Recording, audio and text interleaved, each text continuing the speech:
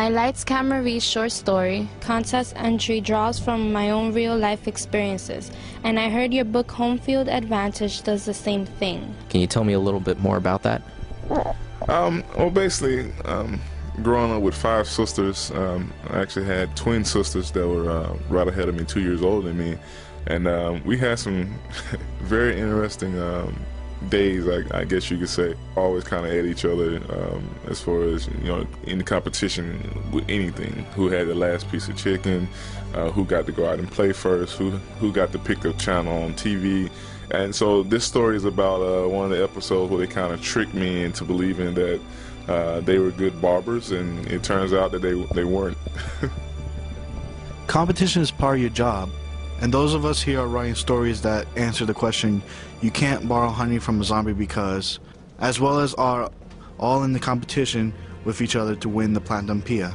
Do you have any tips for us regarding how to write a winning story? I think you just got to be true to yourself, and don't be afraid to step out on a line. You know, I think in my lifetime, I've did a lot of things that people didn't expect me to do. If I was going to give you any advice on it, don't allow people to negatively downplay your story, whether, you know, in your writing it's going to be a true story or it's some fiction that your imagination created. Just make sure you believe in yourself, because you know, a lot of times a lot of great stories are lost because someone talks somebody out of it. Those of us writing stories for the New York Public Library Lights Camera Read Teen Central program are discovering that humor can help. Are there any funny stories you could tell us regarding writing Home Field Advantage? Yeah, actually one. When I let my sisters know that I was writing the story, they were kind of like, well, that ain't how it happened.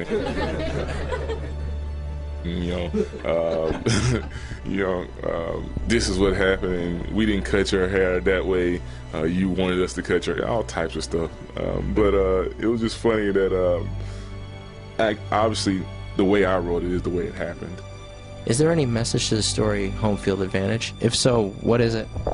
I think the message I was trying to get across is we all go through obstacles. We all go through things that can either propel you or hold you back. In this story, it's a funny way of looking at it, but the struggles me and my sisters had, I think the thing about it was the competition factor.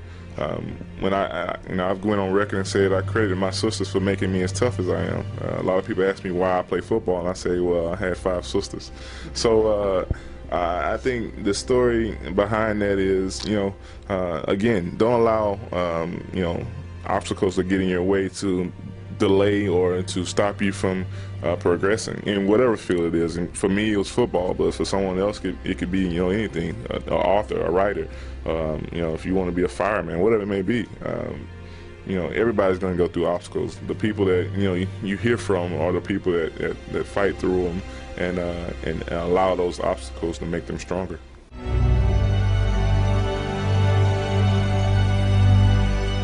When I first started reading the book, it was really an explanation of how you turned your life experiences into what led to your success. I can actually see children of either young age or even adults even find the story quite, brings back memories of how they were when they're younger. Together, because no matter how a sibling will always be a sibling to you, as brother, sister. You can be best friends in any way possible, because no matter how it's gonna turn, you're all gonna be family. They were tough, but in the end, they're your family and you love them. But all of this and just your home upbringing just led you to what you are, and it led you to your success. So it was really about how your home life really gave you an advantage in life that led you to succeed and become what you have become. My reaction to your book is that the book is kind of related to my past. I have a sister that's actually like 28 right now, that she keep pushing me around, but she wasn't making fun of me. What she was doing was toughing me up, making me like a gentleman. As it could inspire little kids who don't really grow up around you know, where they could have real experiences that they use their family as an experience to sort of push them to do what they want. Do you think it should be in the public library?